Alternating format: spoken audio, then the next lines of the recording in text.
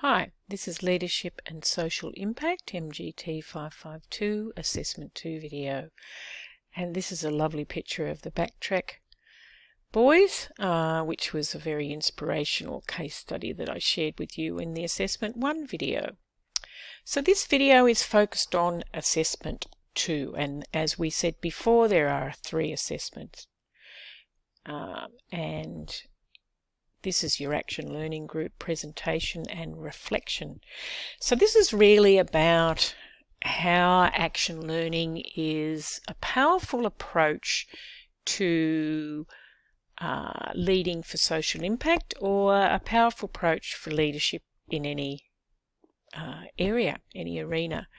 So I wish to meet up with you in week 3. If it has to be week 2, it can be, but I want to get you started and give you some context for your learning and some ways of working together. So it's really important that we have that meeting. This is due on the 18th of September. It is worth 40%. There will be a final report with a word limit of about 1,500 words, and that's made up of around about 1,000 words of the report, which your group will write together. Okay, and then 500 words of your individual reflection. But don't get too hung up on these words. They're guidelines, okay? As long as you don't write War and Peace, and as long as you don't write 200 words or 500 words only. It can be any format. You might wish to use PowerPoint, Prezi, facilitated discussion, a role play, you name it. As long as you can present the report to me, and if you have a PowerPoint or something, you can submit that as well. But this is negotiated, so there's no, as long as we get the report, there's no fixed way that you will do this presentation. However, it will be assessed, and you will be presenting these presentations in the week after they're due. So that's the week of around about the 21st, I believe, of September. Week 11, I think it is. So an overview. In this action learning group, you will meet weekly by the online medium of your choice. So you can use Zoom if you wish to. As a CSU student, you have a free account, so you might want to use it to use Zoom. So you might want to set up a Zoom classroom or a room for all of you to meet by. Some of you might use Microsoft Teams, you might want to use Skype, whatever you wish to use. It's the medium that you use yourself, but my sense would be that Zoom may be the easiest. So set that up. Each of you have identified an area of social impact which you wish to study and which you're going to report on in Assessment 3. So you'll use these case studies in your group to collaboratively research and analyse complex issues and challenges in social impact, and develop appropriate and well-justified models for leadership practice. So you'll meet, you'll share, you'll already have posted your ideas to your discussion forum and responded with curious questions. You'll have a sense of what everyone's working on. You may wish to work on similar things or different things. You might want to work in a similar area with different specific case studies. It's up to you. But in presenting your case studies to each other and how you're learning about those case studies is unfolding, you will discuss this in your group, and you'll notice how there's complexity in these, and there's challenges for leaders working in social impact, and work out, what is the leadership that is being manifested, that is being practiced in this particular case study. And then you may wish to consider, what are the key similarities, what are the key differences, etc. So your tasks are that during weeks 3 to 10, you will participate in the action learning group. I'll facilitate the first sessions, and any others as requested by the group, but I'd prefer to step back. But if you are struggling, I'm happy to come in. Okay, but as a guide, not so much as as a guide and support. In the first session, you will learn about action learning in groups. So I will talk to you about that, and resources are also provided in Module 3, particularly the first and possibly the second, but the first topic in Module 3 is really important.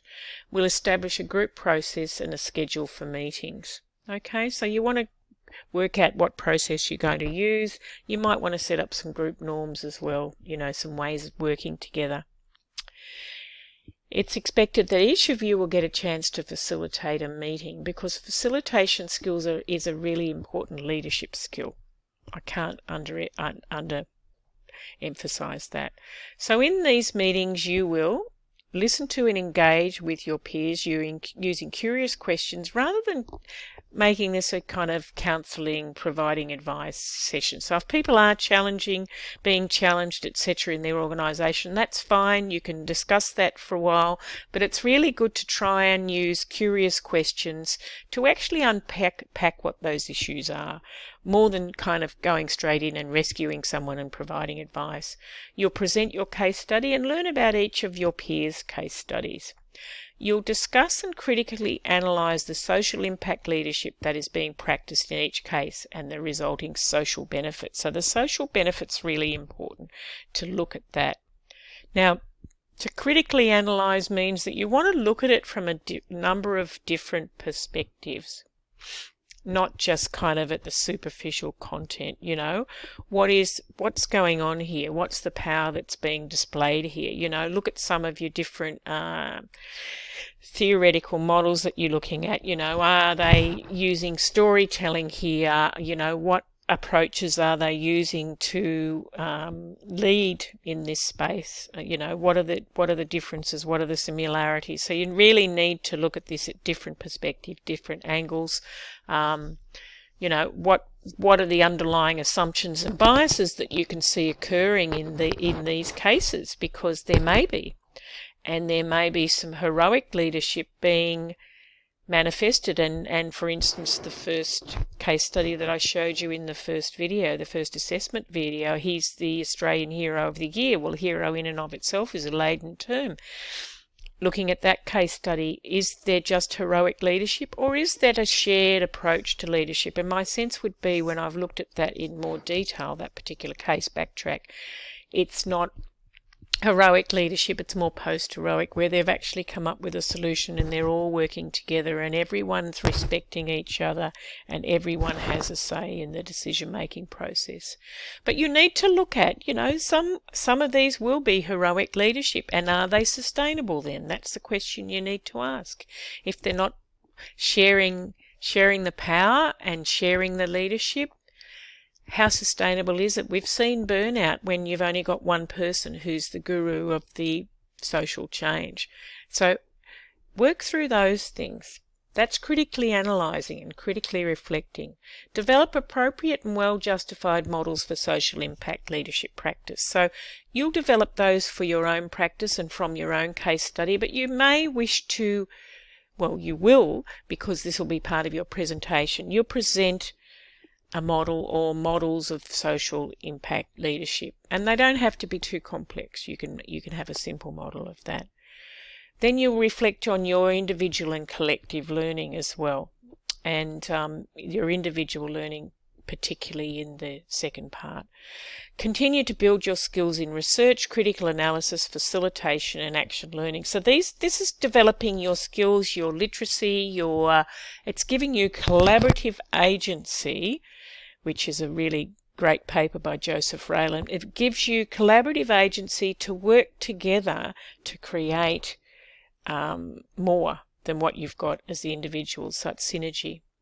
So it has two parts. Part A is the group presentation, which will include the report, which is equivalent to 750 to 1,000 words.